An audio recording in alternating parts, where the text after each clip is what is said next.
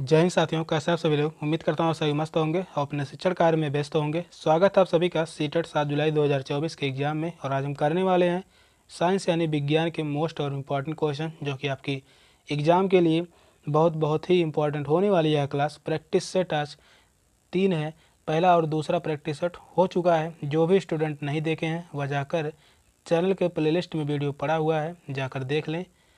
Channel पर नए हैं तो चैनल को सब्सक्राइब कर लीजिए। चलिए चलते हैं क्वेश्चन की तरफ। और आज का पहला क्वेश्चन है, कक्षा 8 को क्लिनिक थर्मामीटर पढ़ाने का सही तरीका बताते समय नेहा बरती जाने वाली निम्नलिखित आवश्यक सावधानियों का उल्लेख करती है। तो निम्न में से कौन सी सावधानी शिक्षक ने गलत बताई है।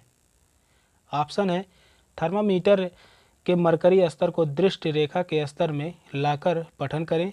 थर्मामीटर को प्रयोग से पहले और बाद में गर्म पानी से धोना चाहिए। थर्मामीटर को पढ़ते समय उसे बल्ब की तरफ से नहीं पकड़ना चाहिए। थर्मामीटर का प्रयोग करने से पहले यह सुनिश्चित कर लेना कि उसका मरकरी स्तर 35 अंश सेल्सियस से कम है। कौन सा ऑप्शन सही होगा। चारों ऑप्शन में से एक ऑप्शन गलत है, वही ऑप्शन सही है। कौन सा ऑप्शन सही होगा।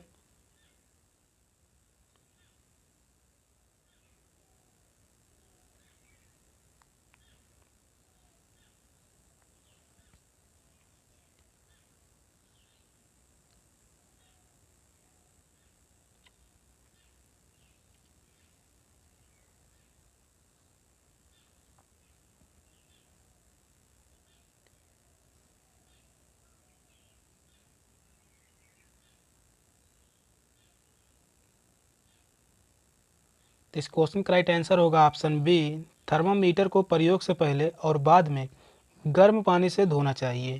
तो यह बात गलत है। तो इस क्वेश्चन का राइट आंसर ऑप्शन बी होगा। गर्म पानी से धोने पर उसका तापमान तो पहले ही बढ़ जाएगा। तो इस कारण जो है यह ऑप्शन गलत है। पहला ऑप्शन जो कह रहा है थर्मामीटर के मरकरी स्तर को दृष्टि रेखा के स्तर में लाकर पठन करें, यह कथन सही है। थर्मामीटर को पढ़ते समय उसे बल्ब की तरफ से नहीं पकड़ना चाहिए, यह भी सही है। थर्मामीटर का प्रयोग करने से पहले यह सुनिश्चित कर लें कि उसका मरकरी स्तर 35 अंश से कम है। तीनों जो ऑप्शन है वह सही है, एक ही ऑप्शन गलत है। तो इस क्वेश्चन का राइट आंसर होगा ऑप्शन बी। नेक्स्ट क्वेश्चन है,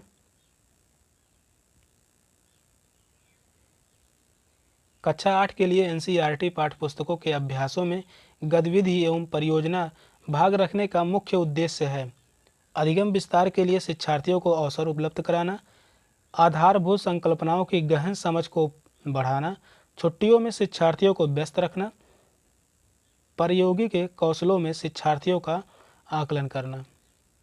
कौन सा ऑप्शन सही होगा। तीन चारों ऑप्शन में से कौन सा ऑप्शन सही होगा।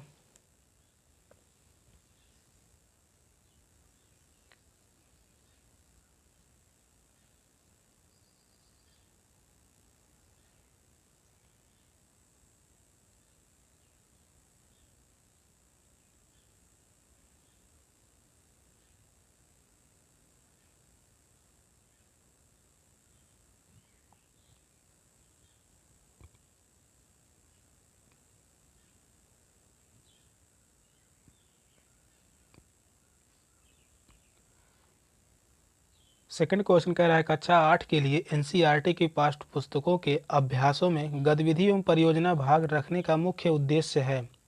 तो मुख्य उद्देश्य होना चाहिए अधिगम विस्तार के लिए शिक्षार्थियों को अवसर उपलब्ध कराना। तो इस क्वेश्चन का राइट आंसर होगा ऑप्शन ए। तो इस क्वेश्चन का राइट आंसर है ऑप्शन ए। नेक्स्ट क्वेश्चन है, अमीबा के पदार्थ, यहाँ पर मिस प्रिंटिंग है।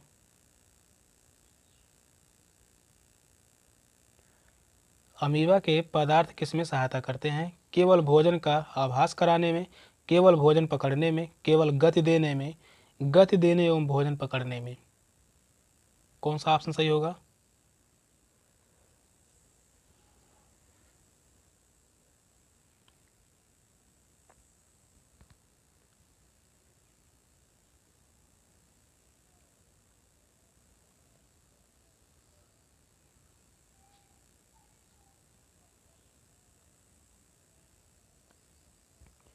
अमीबा के पदार्थ किसमें सहायता करते हैं? तो वह सहायता करते हैं गति देने एवं भोजन पकड़ने में।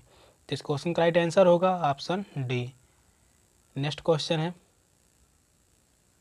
जैवमंडल आरक्षण आरक्षित क्षेत्र से संबंधित सही कथन चुनिए। ये वे सुरक्षित क्षेत्र हैं जो केवल विशेष क्षेत्रीय स्पीशीज के संरक्षण के लिए बनाए गए हैं। ये वे क्षेत्र हैं जो केवल पादप एवं जंतुओं के संरक्षण के लिए बनाए गए हैं। ये वे क्षेत्र हैं जो क्षेत्र की जैव विविधता और संस्कृति को बनाए रखने में सहायता होते हैं। ये वे सुरक्षित क्षेत्र हैं जिन्हें वन्य जीव के मुक्त आवास और प्राकृतिक संपदा के उपयोग के लिए आरक्षित किया गया है। कौन सा ऑप्शन सही होगा? क्वेश्चन को ध्यानपूर्वक पढ़िए और सही आंसर दीजिए।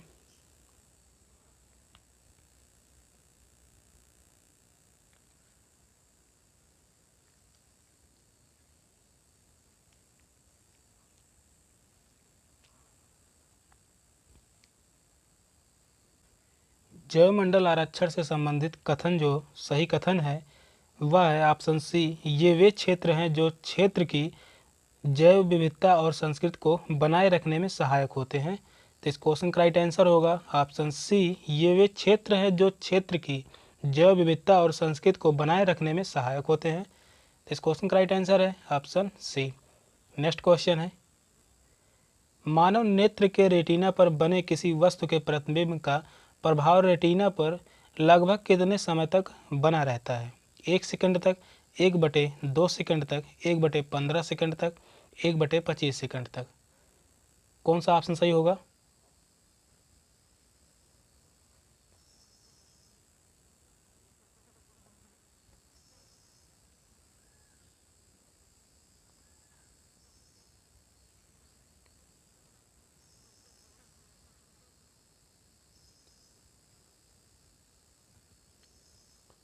पांचवा नंबर क्वेश्चन कह रहा है, मानव नेत्र के रेटिना पर बने किसी वस्तु के प्रतिबिंब का प्रभाव रेटिना पर लगभग कितने समय तक बना रहता है?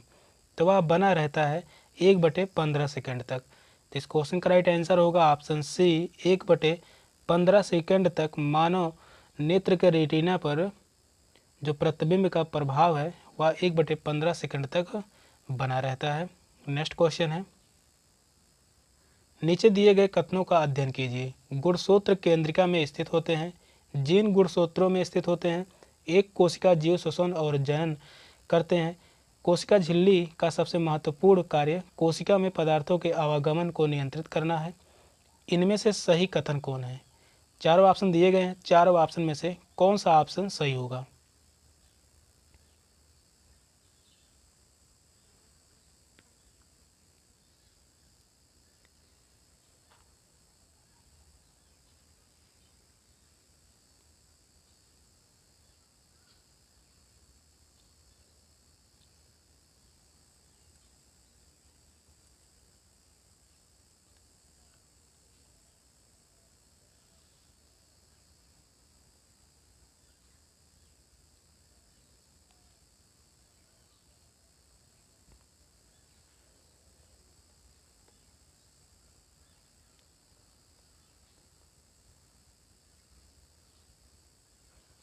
गुणसूत्र केंद्रिका में स्थित होते हैं, यह बात गलत है। जिन गुणसूत्रों में स्थित होते हैं यह कथन सही है। एक कोशिकी जीव श्वसन और जनन करते हैं, यह भी कथन सही है। कोशिका झिल्ली का सबसे महत्वपूर्ण कार्य कोशिका में पदार्थों के आवागमन को नियंत्रित करता है, यह भी कथन सही है। 2, 3 और 4 ये तीनों कथन सही हैं। तो इस क्वेश्चन का राइट आंसर होगा ऑप्शन बी। तो इस क्वेश्चन का राइट आंसर है ऑप्शन बी। नेक्स्ट क्वेश्चन है, चिकित्सा के क्षेत्र में समस्याओं के अनुशासन के लिए उपयोग किए जाने वाले पराश्रव्य ध्वनि उपकरणों के कार्य करने की आवृत्ति होती है 20 हर्ट्ज से कम, 20 हर्ट्ज और 2,00,000 हर्ट्ज के बीच, 2,000 हर्ट्ज और 20,000 हर्ट्ज के बीच, 20,000 हर्ट्ज से अधिक। कौन सा ऑप्शन सही होगा? इन चारों ऑप्शन में से कौन सा ऑप्शन सही होगा?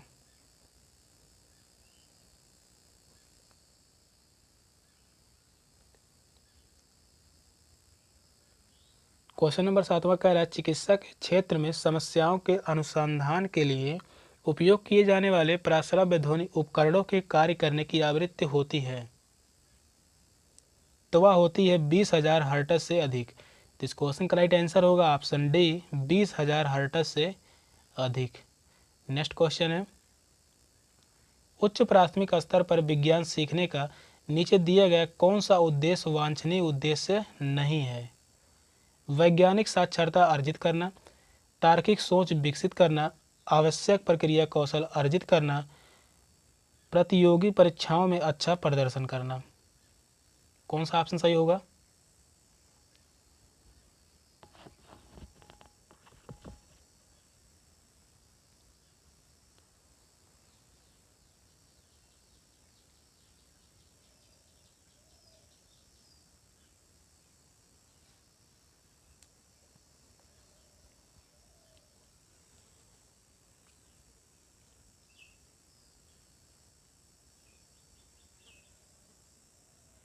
उच्च प्राथमिक स्तर पर विज्ञान सीखने के लिए कौन से उद्देश्य नहीं होने चाहिए? कौन सा ऑप्शन सही होगा? तो इस क्वेश्चन का राइट आंसर होगा ऑप्शन डी, प्रतियोगी परीक्षाओं में अच्छा प्रदर्शन करना। यह जो है उद्देश्य नहीं होना चाहिए। तो इस क्वेश्चन का राइट आंसर है ऑप्शन डी, वैज्ञानिक साक्षरता अर्जित करना, यह सही है। तार्किक सोच विकसित करना, यह भी कथन सही है। आवश्यक प्रक्रिया कौशल अर्जित करना, यह भी सही होगा। एक ही कथन जो है वह है गलत, ऑप्शन डी। नेक्स्ट क्वेश्चन है, विज्ञान शिक्षण में रोल प्ले की तकनीक को एक प्रभावी नीति मानने का कारण यह है कि यह वास्तविक जीवन में किसी की भूमिका को अच्छी प्रकार से समझाना सुनिश्चित करती है। यह अधिगम प्रक्रिया में छात्र के सक्रिय भागीदारी सुनिश्चित करती है। यह छात्रों की सामाजिक कुशलताओं को बढ़ावा दे सकती है। यह अधिगम प्रक्रिया में एक रास्ता को तोड़ना सुनिश्चित करती है। कौन सा ऑप्शन सही होगा? तीन चार ऑप्शन में से कौन सा ऑप्शन सही होगा?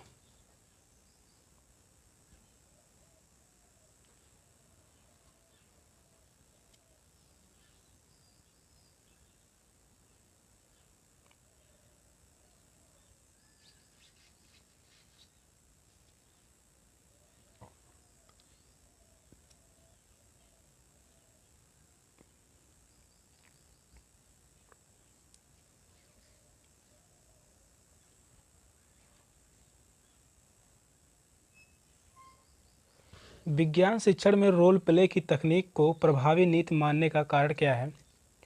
तो वह होगा, यह अधिगम प्रक्रिया में छात्र की सक्रिय भागीदारी सुनिश्चित करती है। तो इस क्वेश्चन का राइट आंसर होगा ऑप्शन बी, यह अधिगम प्रक्रिया में छात्र की सक्रिय भागीदारी सुनिश्चित करती है। नेक्स्ट क्वेश्चन है, विज्ञान शिक्षिका द्वारा अपनाए नीचे दिए गए उपगमनों में से कौन सा उपगमन उस शिक्षिका की वैज्ञानिक मन स्थिति को दर्शाता है? कक्षा में पूर्ण अनुशासन बनाए रखना, यथासंभव शीघ्र वास्तविक पाठ्यक्रम को समाप्त करना, यथासंभव शीघ्र प्रस्तावित पाठ्यक्रम को समाप्त करना, कक्षा में छात्रों को प्रश्न पूछने के लिए प्रोत्साहित करना, अधिगम में बढ़ोतरी करने के लिए कठिन प्रश्न पत्र। कौन सा ऑप्शन सही होगा? इन चारों ऑप्शन में से क्वेश्चन इंपॉर्टेंट है, कौन सा ऑप्शन सही होगा?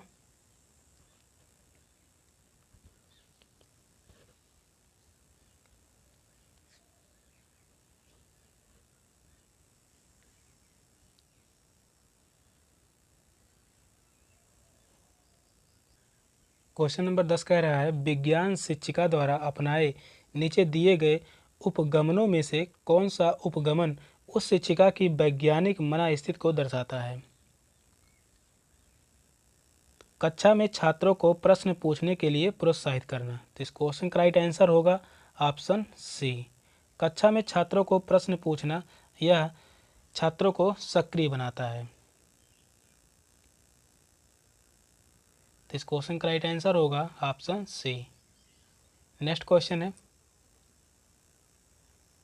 हस्तसिद्ध क्रियाकलाप और परियोजनाएं विज्ञान सीखने के अभिन्न अंग हैं। इन अधिगम अनुभवों का मुख्य उद्देश्य है प्रायोगिक कौशलों पर छात्रों का मूल्यांकन, छात्रों को हर समय व्यस्त रखना, प्रयोगशाला में अनुशासन बनाए रखना, विस्तारित अधिगम के लिए छात्रों को अवसर प्रदान कराना।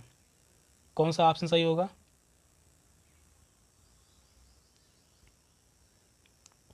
तो इन चारों ऑप्शन में से कौन सा ऑप्शन सही होगा?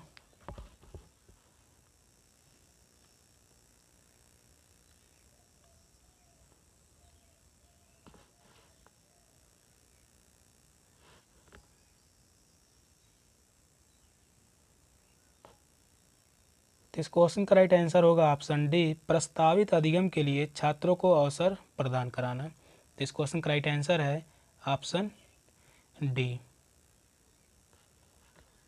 अवसर शब्द जो है यह एक पॉजिटिव टैग वर्ड भी है, जिस भी ऑप्शन में होगा वह ऑप्शन राइट होगा। तो इस क्वेश्चन का राइट आंसर है ऑप्शन डी।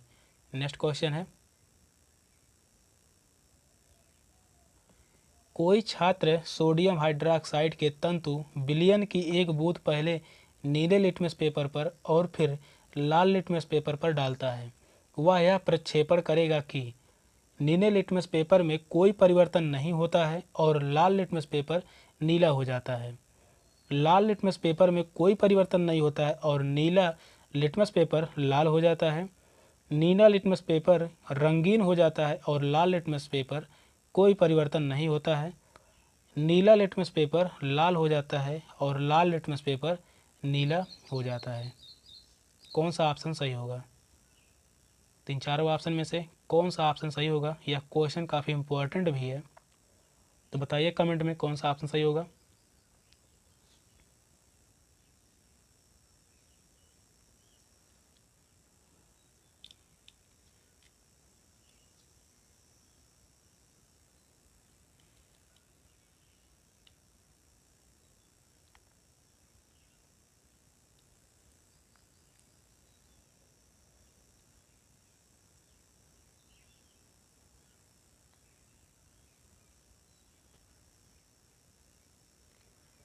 क्वेश्चन नंबर 12 कह रहा है, कोई छात्र सोडियम हाइड्रोक्साइड के तंतु विलयन की एक बूंद पहले नीले लिटमस पेपर पर और फिर लाल लिटमस पेपर पर डालता है। वह यह प्रक्षेपण करेगा कि नीले लिटमस पेपर में कोई परिवर्तन नहीं होता है और लाल लिटमस पेपर नीला हो जाता है। तो इस क्वेश्चन का राइट आंसर होगा ऑप्शन ए। तो इस क्वेश्चन का राइट आंसर है option A, Neela litmus paper कोई परिवर्तन नहीं होता और लाल लिटमस पेपर नीला हो जाता है। नेक्स्ट क्वेश्चन है, अच्छी विज्ञान शिक्षा को बच्चे के प्रति ईमानदार होना चाहिए का अर्थ है कि वह विज्ञान को हम पढ़ाते हैं को विज्ञान की विषय वस्तु के सार्थक पक्षों को संप्रेषित करना चाहिए। बच्चों को समझ अपने योग्य होना चाहिए। बच्चों को सीखने की प्रक्रिया के कौशल में शामिल करना चाहिए। बच्चे के परिवेश से जुड़ा हुआ होना चाहिए। कौन सा ऑप्शन सही होगा? तो अच्छी विज्ञान शिक्षा को बच्चों के प्रति ईमानदार होना चाहिए का अर्थ है कि वह विज्ञान को हम पढ़ाते हैं को कौन सा ऑप्शन सही होगा?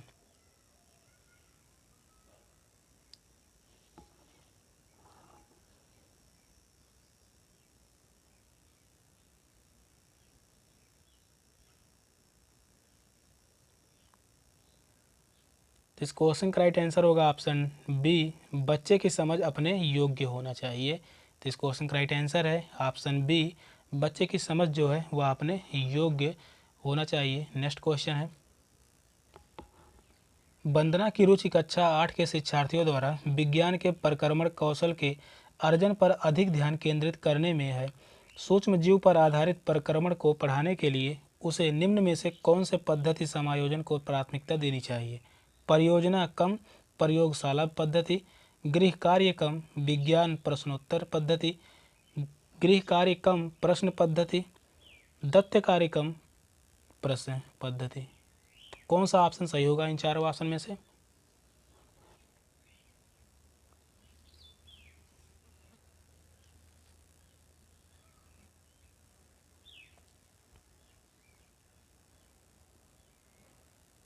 तो इस क्वेश्चन का राइट आंसर होगा ऑप्शन ए, परियोजना कम प्रयोगशाला पद्धति। तो इस क्वेश्चन का राइट आंसर होगा ऑप्शन ए। नेक्स्ट क्वेश्चन है, समुद्र समीर का कारण है। दिन में समय समुद्र जल का स्तर की अपेक्षा शीघ्र गर्म होना, रात्रि में समुद्र जल की तुलना में स्थल का धीमी गति से ठंडा होना, रात्रि में स्थल की तुलना में समुद्र जल का धीमी गति से ठंडा होना, दिन के समय स्थल का समुद्र जल की अपेक्षा शीघ्र गर्म होना। कौन सा ऑप्शन सही होगा?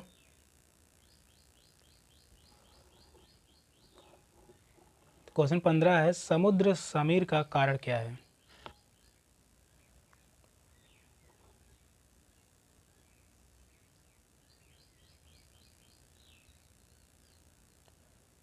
समुद्र समीर का कारण है दिन के समय स्थल का समुद्र जल की अपेक्षा शीघ्र गर्म होना। तो इस क्वेश्चन का राइट आंसर होगा ऑप्शन डी, दिन के समय स्थल का समुद्र जल की अपेक्षा शीघ्र गर्म होना। नेक्स्ट क्वेश्चन है, राष्ट्रीय पाठचर्या की रूपरेखा 2005 की यह अनुशंसा है कि उच्च प्राथमिक स्तर पर विज्ञान शिक्षा को डैश डैश पर बल देना चाहिए।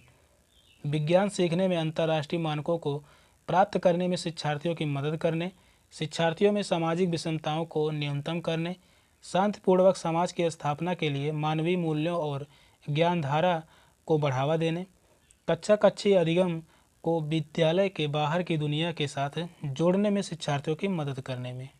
कौन सा ऑप्शन सही होगा? इस क्वेश्चन का राइट आंसर क्या होगा?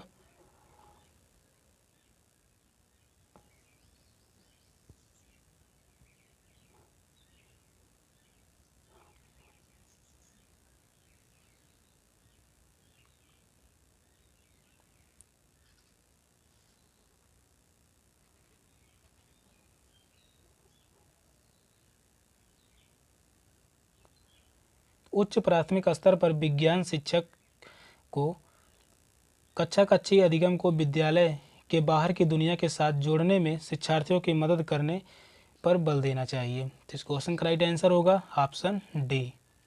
नेक्स्ट क्वेश्चन है, कक्षा 6 में पदार्थों का पृथक्करण विषय सबसे अधिक प्रभावी ढंग से किस प्रकार पढ़ाया जा सकता है? शिक्षार्थियों द्वारा हस्तसिद्ध क्रियाकलापों को कराकर, अच्छा गृह कार्य करवाकर, विभिन्न उप विषयों पर अधिक सामूहिक चर्चाएं आयोजित करके, संबंधित संकल्पनाओं की गहन व्याख्या करके। कौन सा ऑप्शन सही होगा?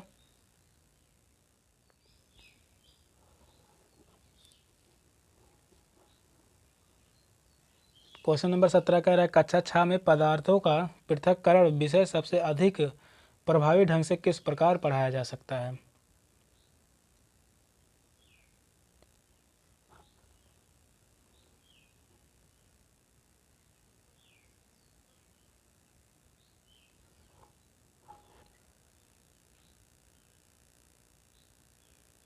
शिक्षार्थियों द्वारा हस्तसिद्ध क्रियाकलापों को कराकर, यही सबसे अधिक प्रभावी तरीका है। तो इस क्वेश्चन का राइट आंसर होगा ऑप्शन ए।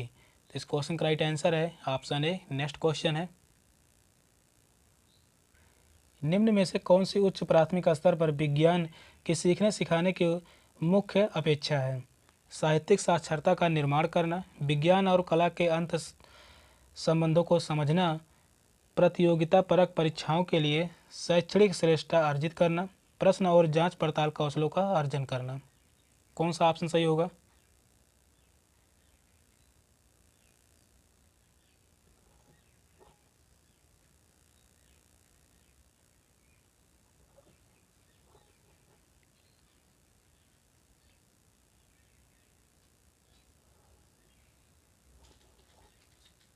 तो उच्च प्राथमिक स्तर पर विज्ञान की सीखने सिखाने की मुख्य उद्देश्य जो होना चाहिए, प्रश्न और जांच पड़ताल कौशलों का अर्जन कराना। तो इस क्वेश्चन का राइट आंसर होगा ऑप्शन डी। तो इस क्वेश्चन का राइट आंसर है ऑप्शन डी। अगला क्वेश्चन है, मानव शरीर का सामान्य ताप सेल्सियस मापक्रम और फ़ारेनहाइट मापक्रम पर क्रमशः होता है 37 अंश फ़ारेनहाइट और 98.6 सेल्सियस, 37 अंश सेल्सियस और 96.8 फ़ारेनहाइट, 37 फ़ारेनहाइट और 96.8 सेल्सियस, 37 अंश सेल्सियस और 98.6 अंश फ़ारेनहाइट। कौन सा ऑप्शन सही होगा? यह क्वेश्चन काफ़ी आसान है और पूछा भी गया है। कौन सा ऑप्शन सही होगा?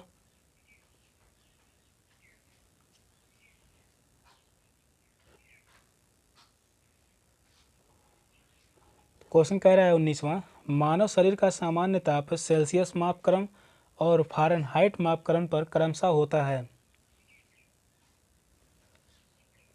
तो वह होता है 37 अंश सेल्सियस और 98.6 अंश फ़ारेनहाइट। तो इस क्वेश्चन का राइट आंसर होगा ऑप्शन डी, 37 अंश सेल्सियस और 98.6 अंश फ़ारेनहाइट। अगला क्वेश्चन है, निम्नलिखित में से ऊष्मा के कुचालकों का समूह चुनिए। ऊष्मा के कुचालकों का समूह चुनिए। ऊन, लकड़ी, आयरन, जल, कॉपर, लकड़ी, वायु, एल्यूमिनियम, ऊन, वायु, जल, प्लास्टिक। कौन सा ऑप्शन सही होगा?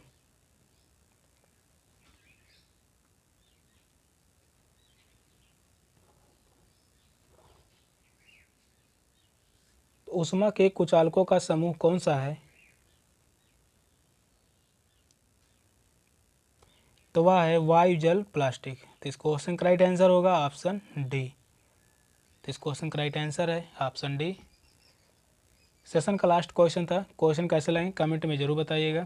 चैनल पर नए हैं तो चैनल को सब्सक्राइब कर लीजिए। मिलते हैं फिर अगली क्लास में, तब तक के लिए बाय बाय, टेक केयर, जय हिंद।